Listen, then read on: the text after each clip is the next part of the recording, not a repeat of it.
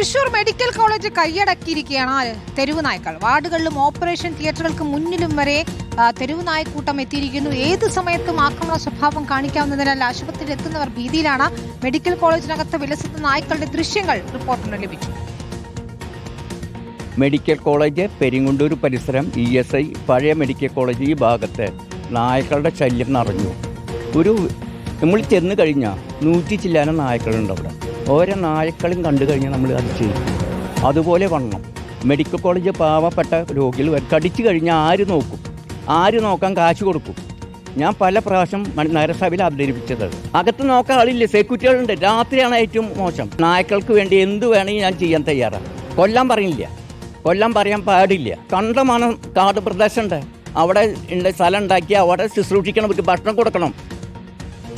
ഷബാസ് അഹമ്മദാണ് ചേരുന്നത്. ഷബാസ്, രോഗികളെ ആകെ വലയ്ക്കും ഈ നായ്ക്കൂട്ടം എന്ന കാര്യത്തിൽ സംശയമില്ല. തൃശൂർ മെഡിക്കൽ കോളേജ് എന്ന് പറയുമ്പോൾ ദിവസവും 100 കണക്കിന് ആളുകൾ എത്തുന്നതാണ് അവിടെ. തീർച്ചയായും വിനീത, തൃശ്ശൂർ ജില്ലയിൽ തെരുവുനായ ശല്യം കാരണം സ്കൂളിന് അവധി കൊടുത്ത വാർത്ത നമ്മൾ കേട്ടിട്ടുണ്ട്. നമ്മൾ ആ വാർത്ത റിപ്പോർട്ട് ചെയ്തതാണ്. പക്ഷേ ഇത് തൃശ്ശൂർ മെഡിക്കൽ കോളേജിലാണ് തെരുവുനായ ശല്യം രൂക്ഷമായിരിക്കുന്നത്. എന്തായാലും മെഡിക്കൽ കോളേജിന് അവധി നൽകാൻ സാധിക്കില്ല. ഇപ്പോൾ അവിടുത്തെ കൗൺസിലറും മെഡിക്കൽ കോളേജ് വികസന സമിതി അംഗവുമായിട്ടുള്ള അംഗം പറയുന്നത് തന്നെ 100-ലധികം നായ്ക്കളാണ്, ഈ തെരുവുനായ്ക്കളാണ് മെഡിക്കൽ കോളേജിൽ ഉള്ളത് എന്നാണ്. അതായത് ഈ രോഗികൾ വരുന്നതിനൊപ്പം തന്നെ തെരുവുനായ്ക്കൾ അവിടെ വിലസുകയാണ്. വലിയ രീതിയിലുള്ള ഒരു ഭീതിയാണ് വരുന്ന രോഗികൾക്കടക്കമുള്ളത്. രാത്രിയായാലും രാവിലെ ആയാലും ഒക്കെ അവിടെ നിരവധി നായ്ക്കളാണ്. ഏറ്റവും പ്രധാനപ്പെട്ട കാര്യം, ഈ മെഡിക്കൽ കോളേജിനകത്തേക്ക് പോലും ഈ നായകൾ കയറുന്നു എന്നാണ്. നമുക്ക് ആ ദൃശ്യങ്ങൾ നോക്കിയാൽ തന്നെ അറിയാം എത്രത്തോളം ഭീതിജനകമാണ് അവിടുത്തെ സാഹചര്യം എന്ന്. ആ ഗ്രില്ലിനകത്ത് പോലും ആ നായകൾ കയറി നിൽക്കുന്നത് കാണാം. അങ്ങനെ ഈ വാർഡുകളിലും ഓപ്പറേഷൻ തിയേറ്ററിലേക്ക് കയറുന്ന ഭാഗങ്ങളിലും ഒക്കെ തെരുവ് നായകൾ ഇങ്ങനെ കൈയടക്കി വെച്ചിരിക്കുകയാണ്.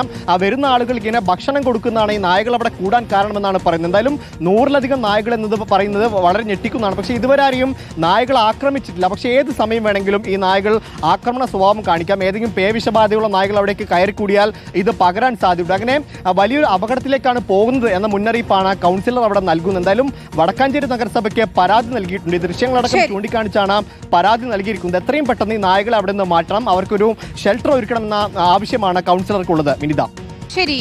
ഷബാസ് അഹമ്മദാണ് വിശദാംശങ്ങൾ നൽകി.